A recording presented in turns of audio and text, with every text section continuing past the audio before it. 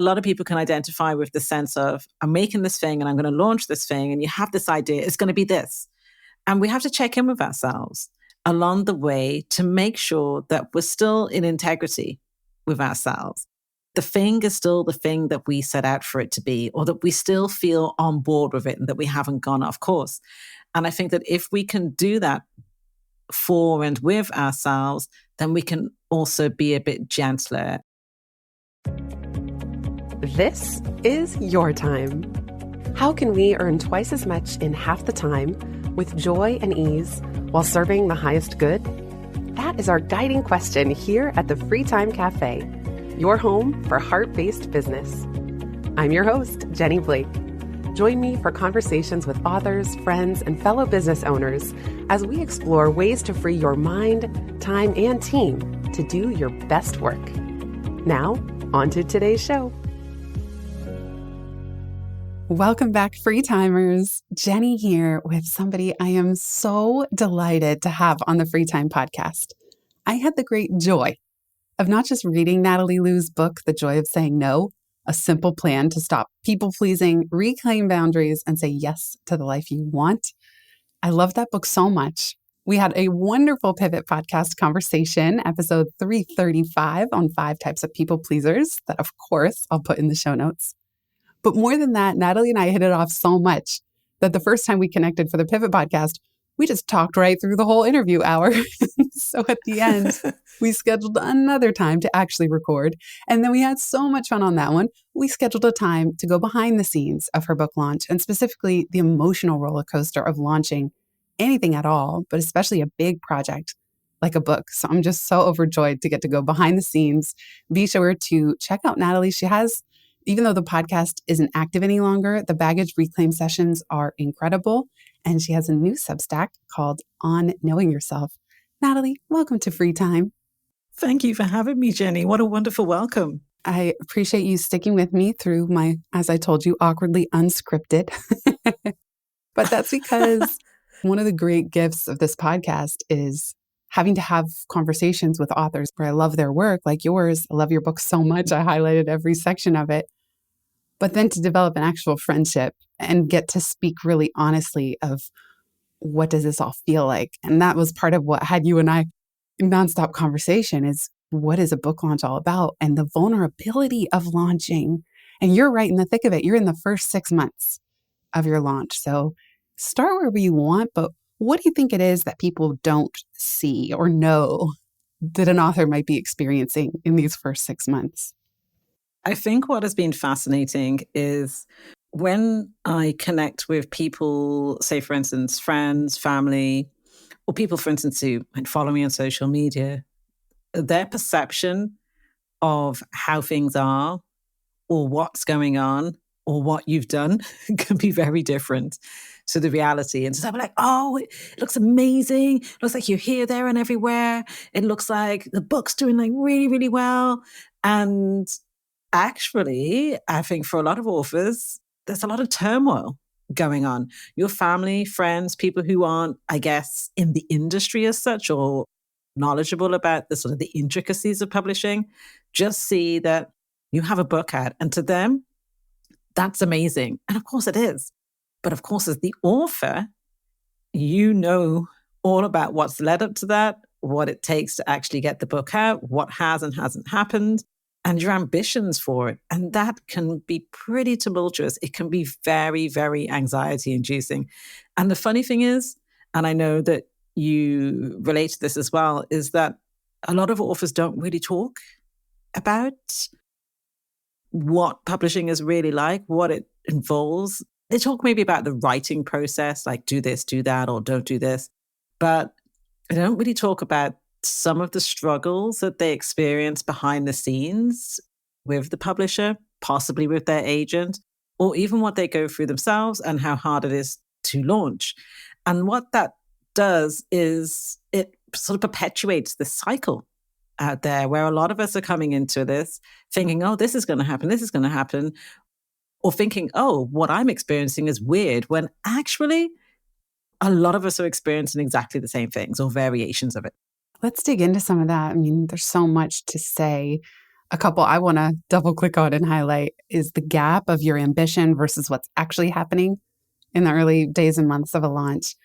What people see on social media, you're everywhere. And it almost looks like, yes, in some ways you're everywhere, but then the emotional journey, especially if you're highly sensitive like we are in the background, is like, but I just want to crawl back into my turtle shell. What's going on here? And then the gap of publisher expectations and the tumult that can happen in that relationship. So choose your own adventure. Which one of those do you want to start with? I would love to hear like specifically what's been coming up for you. I personally found a lot of the process of publishing, I won't say it was all the time, but aspects of getting a book deal and going through the process and then launching, it really pushed a lot of my anxiety buttons and, of course, some of my people pleasing buttons. And what that meant is that we're inclined, Jenny, to give it our all. We want it to be all the things, and we have so much to say, and we want to share our gifts. And what I really struggled with was the gap between what the publisher says they're going to do and how things are going to be, and sort of how they essentially talk about things that are coming up, and the gap between that and reality. And in my other life of work, where I've written a lot about romantic relationships, I call this future faking, which is where somebody bigs up the future, talks about things that are going to be happening in the future in order to get what they want in the present. So it could be, for instance, you go on a few dates and it's like, oh, I can't wait for you to meet my family. And we're going to go to this wedding in the summer and blah, blah, blah. And then they're gone.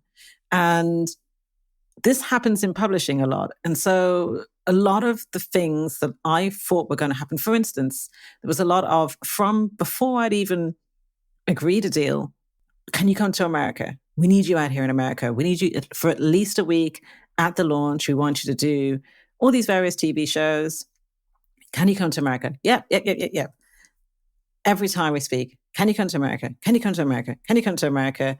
And then with all the upheaval that goes on in publishing with staff going, pretty much no one who was on the original team that bought my book existed anymore towards the last sort of 6 months or so before my book came out.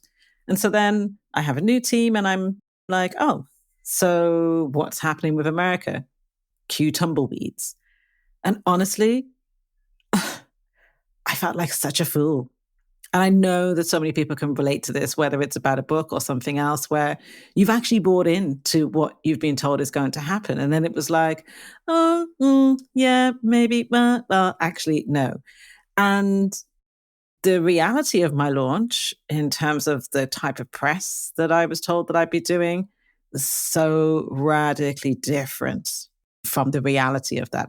And there's a part of you that can't help but take that personally. I liken publishing to being like horse racing, and the publisher decides which horses they want to bet on, which ones they want to invest in. And that is typically celebrity horses So or true. like super well-known authors. And they put most of their energy, their money, everything into those. And then they might pick out a couple of other favorites that maybe don't quite fit within that. And the rest of you are left to hobble your way down the track without the support, the resources, the infrastructure to help you make your way down there. And there will be authors who will be like, okay, I will give it my everything, even if it involves burning myself out. And then if that author happens to do all right out of that, the publisher will swoop in and be like, oh, look at this, and possibly even claim credit for it as well. But this is publishing. And a lot of us feel like the busted up, neglected horse who's had no investment in them and feels completely confused as to why they're being treated that way. That's how you feel in the first 6 months. And then if you're like me with Pivot and it's 6 years later, you feel like, oh, Uh-huh. they've shipped us to a different barn. Like they don't even know my name anymore. Like, my horse did really well. It's probably in the top 1% of what most books globally sell, right? And I'm still shipped off to some other barn. They don't know my name anymore. Yep. That's like out of sight, out of mind. When you were talking about your expectations for America, I mean, this future faking is such a great term for it. And also the future painting of a dream that people are wont to do. And like you said, that Hmm. original team just wasn't even there by the time you launched. Were they promising a lot of press and media and momentum that they were going to help generate in the US? Or was it like, we'll comp your flight? Because also publishers have varying degrees of like money they'll throw behind things. And I'm sure they'd say, like, well, great, if you can get yourself here, we'll line stuff up for you. But often they don't even say that.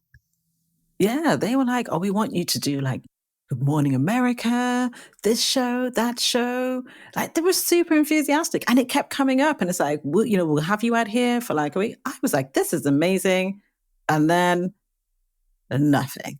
And it's one thing if I imagine these things for myself because I'm looking around and I'm seeing, I don't know what a select few authors are doing. It's an entirely different thing when a publisher's saying this stuff to you. And I get it, things change. And in no way am I saying that I don't appreciate what other press I may have had, but particularly in America, it is significantly short of what I was told was going to happen. And you grieve with all of this. And in life, we are always grieving in some way, shape, or form. And it doesn't necessarily mean all of that grief that we experience is always heavy duty, but we are always letting go of and, receiving other things in life.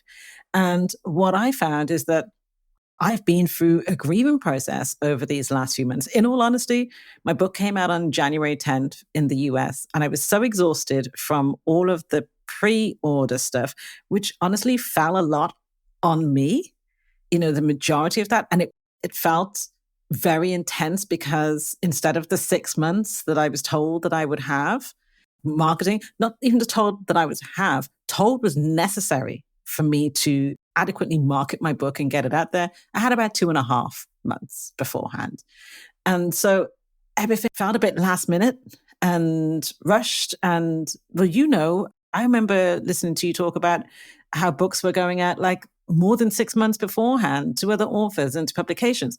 I didn't have all of that. So I got hobbled before I even got out the gates. And on the day the book came out, I was so exhausted. I remember my daughter taking a picture of me with the book, and I was like, you know what? I'm not posting this on social media. I actually just want to go to bed. Like, I don't need to do this today.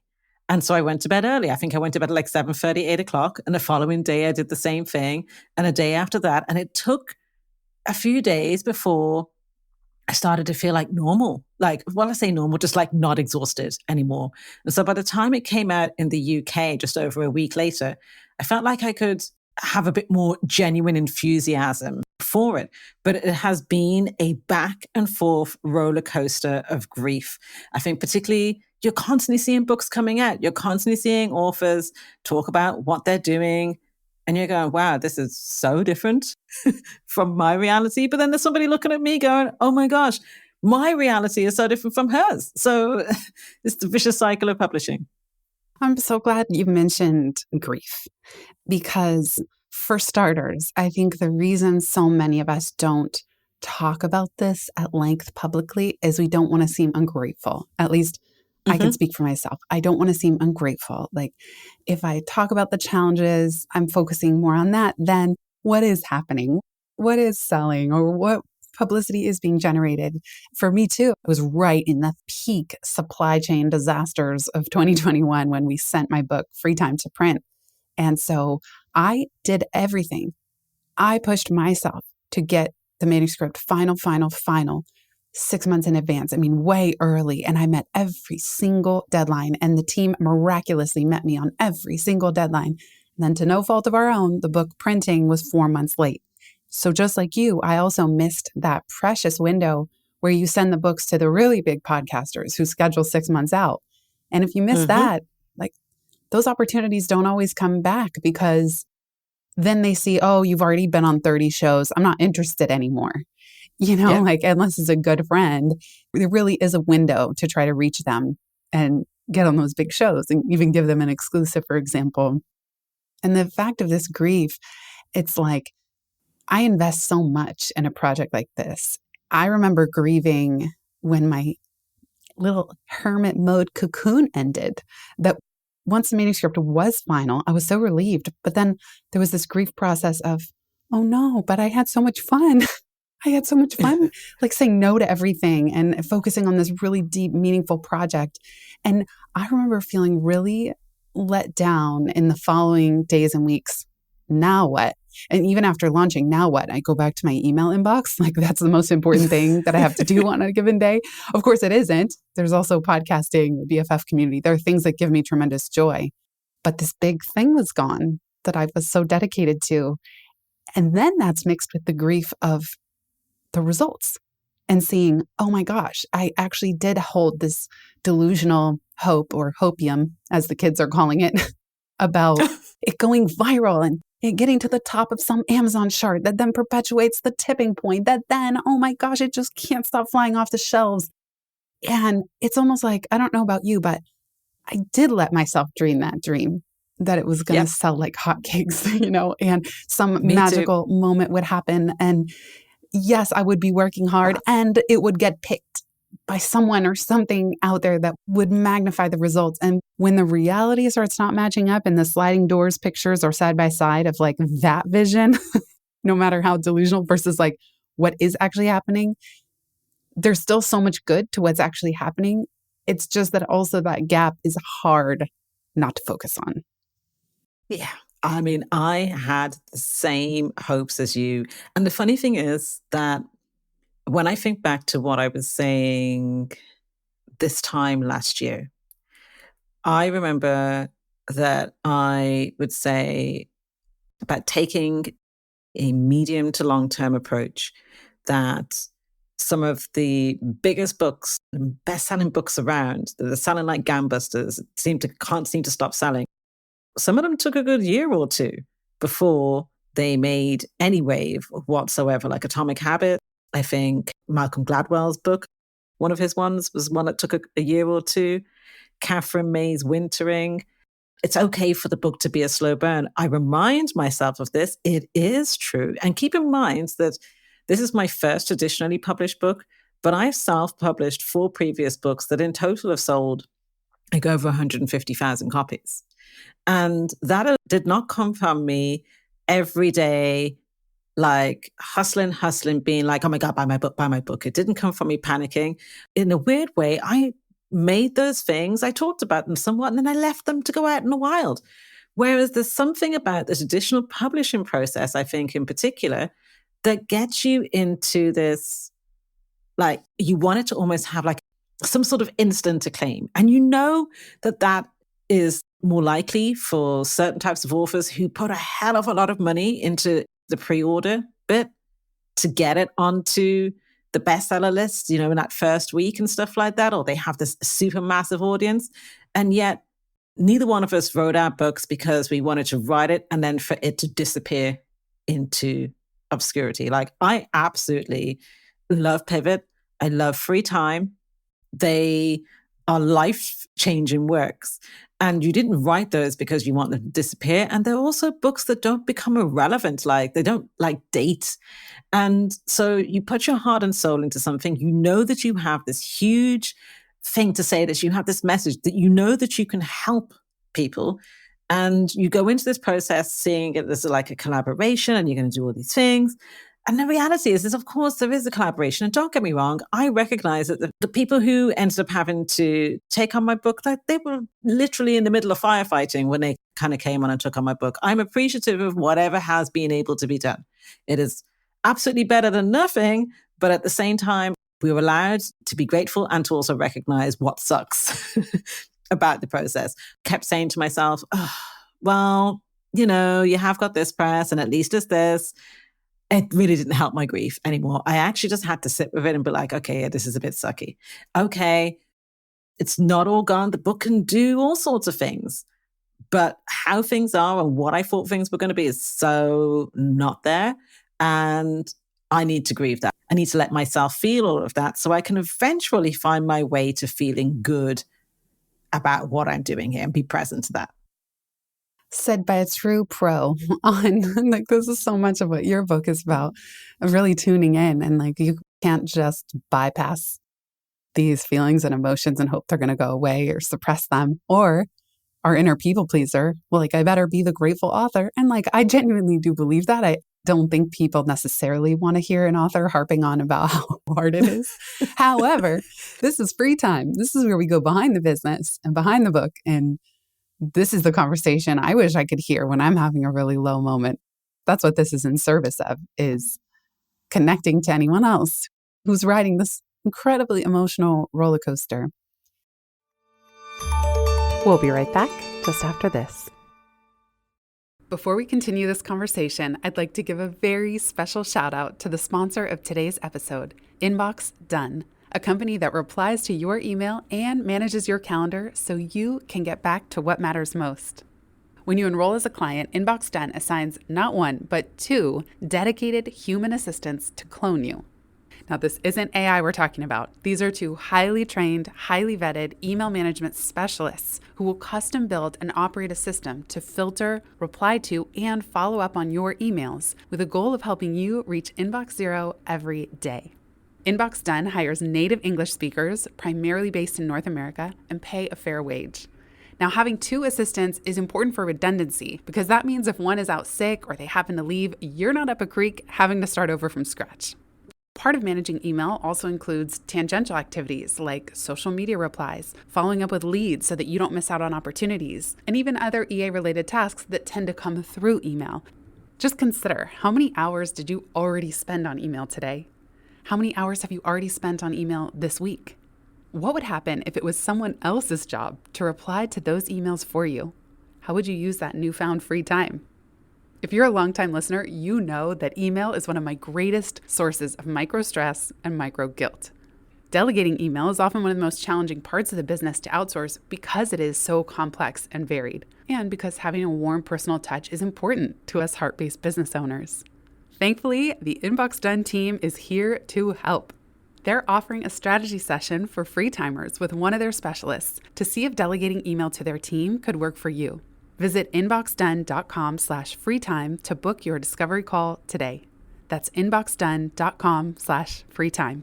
I can't wait to hear what you do with your newfound free time. Now, back to today's show.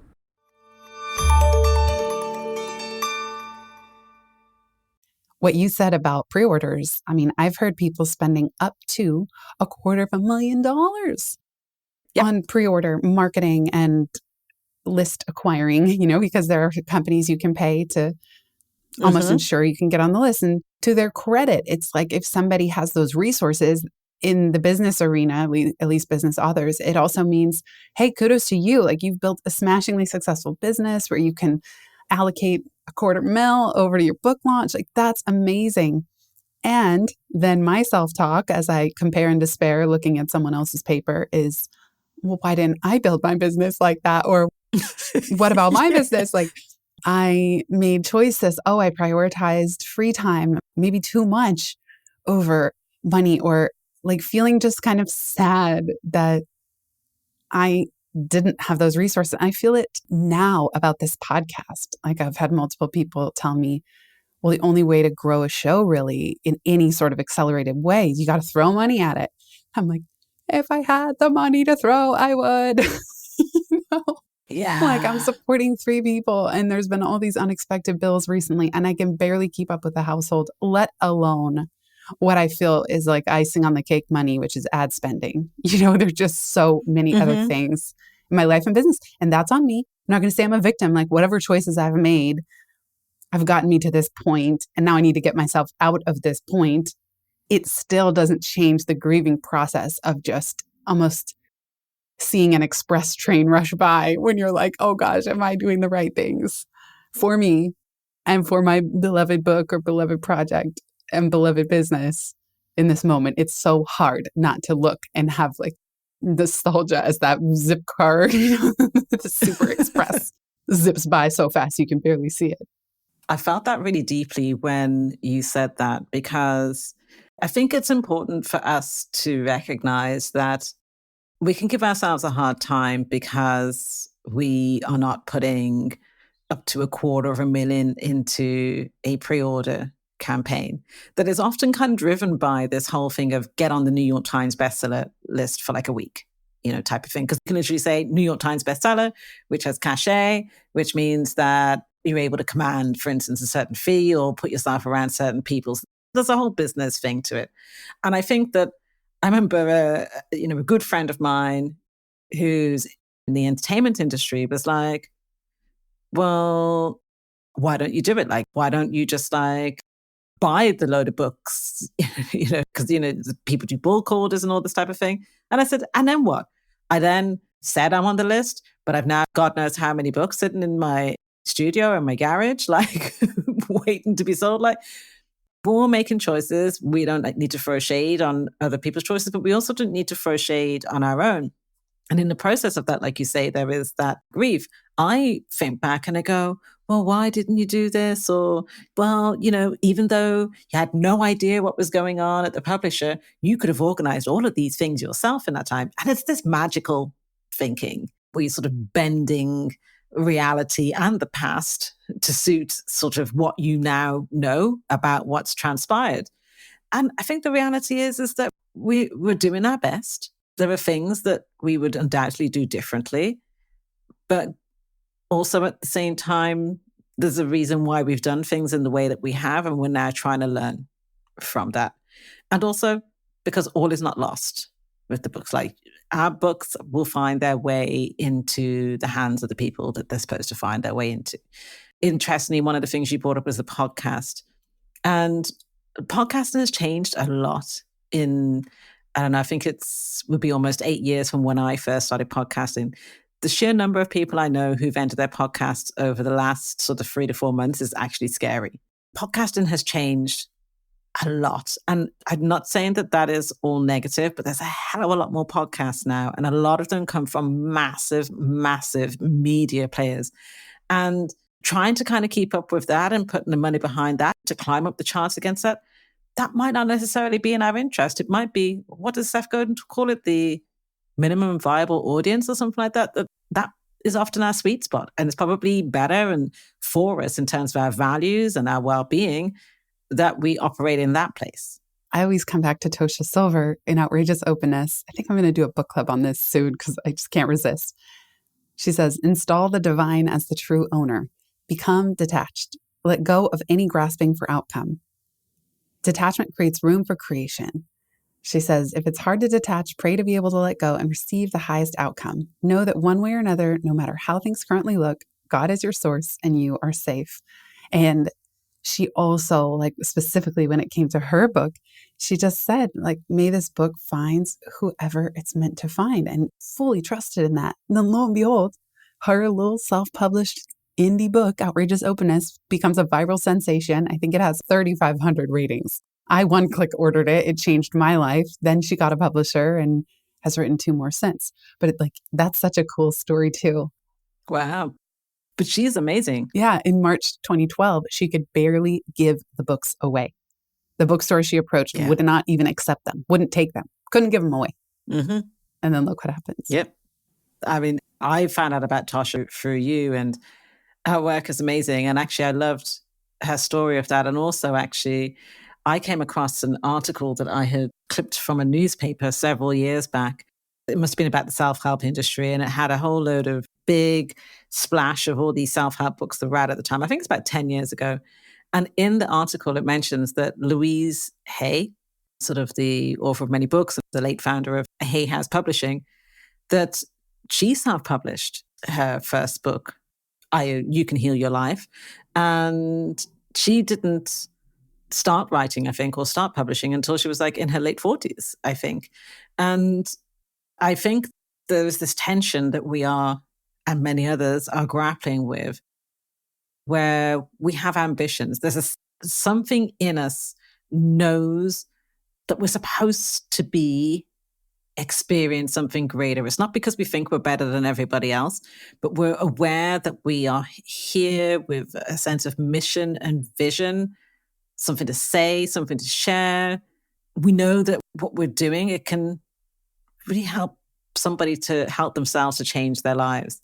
And it can be so frustrating when you've made the thing, you're doing the things, and it's not quite connecting and getting out there in the way that in this moment and based on what we've internalized about how things should be, that it's not like that. And it is tough. And again, it's the grieving. Like, I feel like I'm constantly grieving ambition. Ambition at the Yes, moment. that's true. Yes. Constantly grieving ambition. And I'm going like, am I just not supposed to be ambitious? But then I have to look at where some of my ambition comes from. And a lot of it has been driven by people pleasing and perfectionism and overgiving and overthinking and over responsibility. And I can't operate from that place anymore. Like, my body has literally gone, oh, we don't play that. We can't do that anymore. If I try to, it's like it slams on the brakes and goes, nope, can't do it, can't do it. And so I'm really having to notice where that energy is showing up and be really mindful of what's driving me. So, as an example, I've recently been on Substack, and I think this might be the third month that I'm on there. And I've made a commitment to myself that I was going to gently explore what other possibilities there are for me, including Substack. And I wasn't going to go in there and be like, I'm going to do this like every week or X amount of times a week, and you're going to get this. It's gentle exploration, doing things from a curious, gentle place, not putting myself under pressure, not putting myself into a rigid structure. And then you see the notifications, this person published, this one, ding, ding, ding. And then my brain goes, oh, you should be publishing something this week. You should be publishing 2 or 3 times a week. And as soon as I notice that thinking, I know, hold on a second, that's not a good reason for me to publish that thing. And in a similar way, speaking again to the topic of launching, I could keep myself up till all hours and be posting on social media all the time and start up on TikTok. And I don't know, just be constantly beating the drum and feel like I'm putting myself out in the street corner morning, noon, and night going, buy my book, buy my book, buy my book. But the truth be told, if I do things that way, I'm probably going to hate myself in the book within a couple of weeks because I'm just not cut out for that. That's no shade to somebody else who can do that. But in this season of my life, and this is the thing, again, the tension and the grief, my younger self probably would have done all of those things. 45, almost 46-year-old me is like, Natalie, you like being in bed by 8:30 p.m. Like, how are you supposed to do all of those things?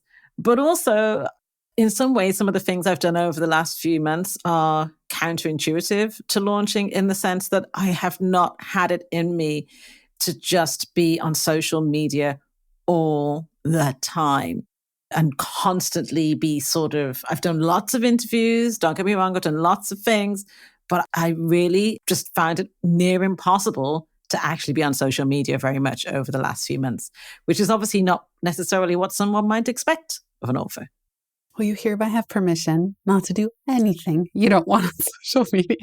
But yeah, I have those thoughts too of, is this because I'm a social media curmudgeon and I'm not on it? And is that the reason? And it's all my fault. But then I'll look to an author like Cal Newport, who's my guiding light, and he might be unique. I get it.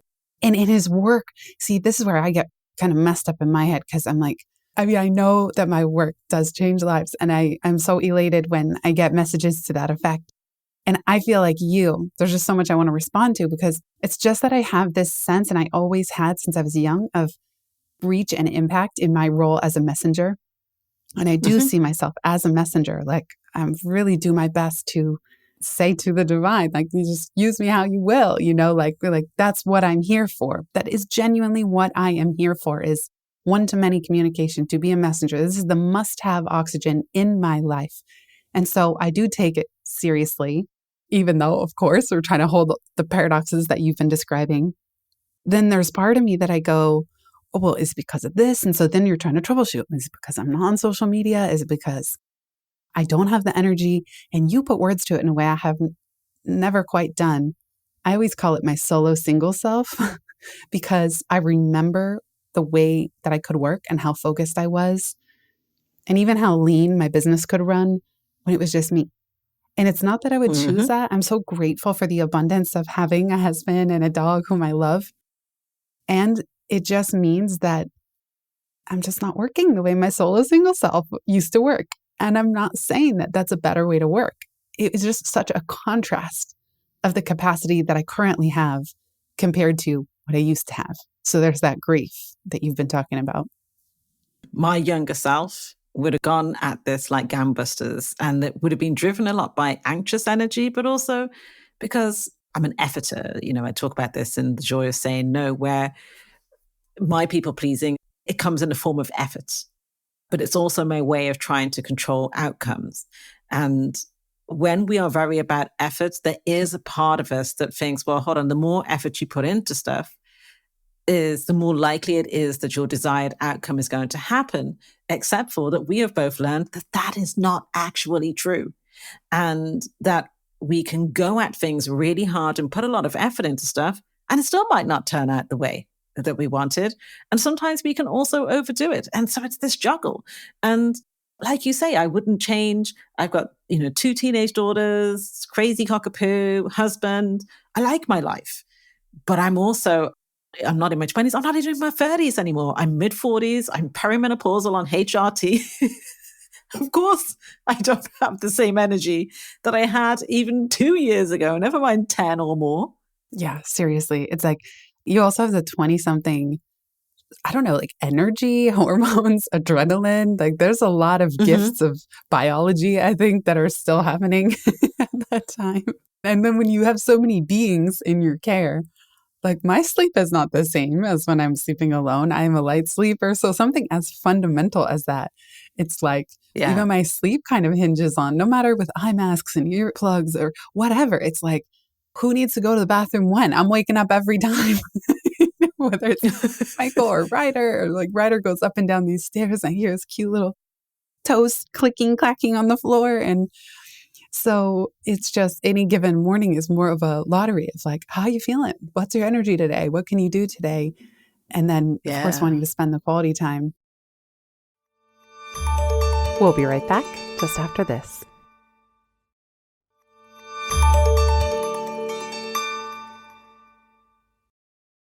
There's something you mentioned that I have an open loop about, which is back to the hopium of hoping for a big break. Mm-hmm. And the thing is, I remember with the Pivot book launch that 2 podcasts I were on, specifically Jordan Harbinger and James Altucher, both did me such a huge solid to have me on because I didn't know them very well. And it was so generous of them.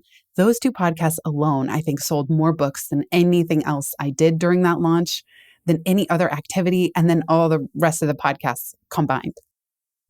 And so Wow. there is a small part of me that while I don't want to hope in a delusional way for some kind of big break, working toward bigger media opportunities can sometimes make all the difference or make a huge difference in terms of putting you and the book or whatever project it is on the map.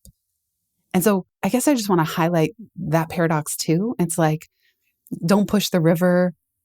Don't pin your hopes on any one savior. Of course, we got to do it ourselves. And yet I know the reality that sometimes those big breaks make all the difference.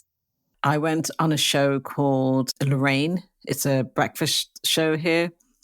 I was on for like 6 minutes and it's a TV show. And I happened to also be flying to Amsterdam that day. And so I remember checking, you kind of go to, I thought, let me just see if there's any impact on Amazon. And so I remember looking like early afternoon and going, oh, I don't really see any change here.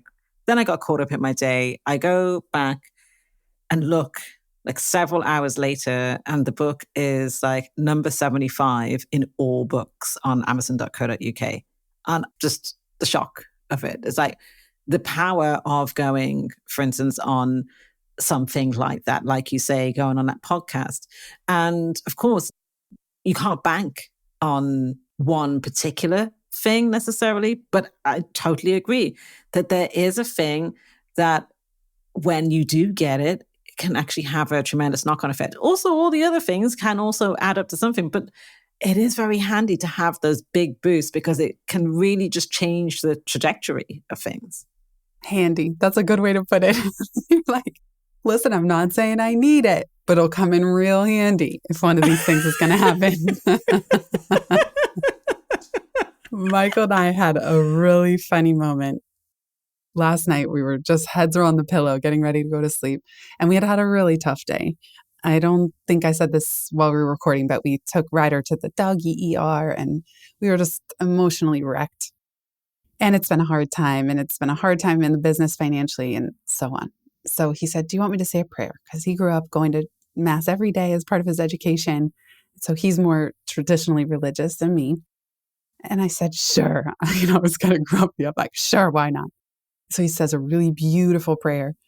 And he's so eloquent and articulate. And I have to say, in general, people who I think are raised to say grace, I'm like, how is everyone so articulate and beautiful in this divine offerings? It always blows me away. So he did. And then afterward, we start joking. We're like, Lord, did you see the vet bill from today? We were joking. We're like, then giving our, what Tosha calls the grocery list for God. We're like, by the way, could you take a look at that vet bill? It's like over $600 from today. We'd really appreciate a little help there. And then we both just start giving this laundry list of stuff. We're like, hey, I don't know if you forgot about this other thing, but could you just give that another look? And I don't know, I'm just bringing it up because we just had to laugh about it. And yet that part of you that's still like, but it'd come in real handy. Like if you could just take a look. And I imagine just like slipping a little prayer paper over, like, just take a look if you don't mind. Yeah, like, you're not supposed to do the grocery list and Right. surrendering. And you're also like, yeah, but could you do me a solid? Sort this out for me. What's the deal here? And I think it's totally human. And I think something else, and I suspect that you really relate to this as well, is I think one of my challenges is that I have maybe some fixed ideas or pictures painted in my mind of how I think things should be or could be going based on, for instance, the effort that I've put in or how people have said certain things are, or the hopes that you had for the thing going into it. Anybody listening to this has created something, has likely tried to launch something. But the way you go into something shifts and changes along the way. And one, we have to be aware of where maybe we're too hard on ourselves and that we push too hard. And that sometimes we're going to get something in a different form to what we, I guess, decided it should be, or it's going to come in a different timing. Whereas we're like, no, now. Like, I've done the work, give it to me now. But I also think that a lot of people can identify with the sense of, I'm making this thing and I'm going to launch this thing, and you have this idea, it's going to be this. And we have to check in with ourselves along the way to make sure that we're still in integrity with ourselves. The thing is still the thing that we set out for it to be, or that we still feel on board with it and that we haven't gone off course. And I think that if we can do that for and with ourselves, then we can also be a bit gentler. And because I think a lot of what we've heard about launching, 6-figure, 7-figure business, I got up, had my breakfast, ate a bowl of cornflakes, sent off an email news, a launch email, and I had $1 million in my bank account like half an hour later. That's not realistic. But a lot of us have had that sort of, in some way, shape, or form, put into our minds. So we expect everything to be brilliant and to just be flying out the door like gangbusters as soon as we create it. And the reality is that most of the time, that's not the way that it goes. And we have to also learn to be okay with that and be open to the joy showing up in other ways too. Is there anything else about this emotional roller coaster or grieving process of a launch that we haven't addressed, that weighs on you or that you wish other authors would talk about? I do think from an author perspective that there is a code of silence, I think, that's very prevalent in the industry, between authors, about the publishing industry. And that I'm not saying that we need to run around trashing people. If you've listened to this conversation, then that's not what we have done.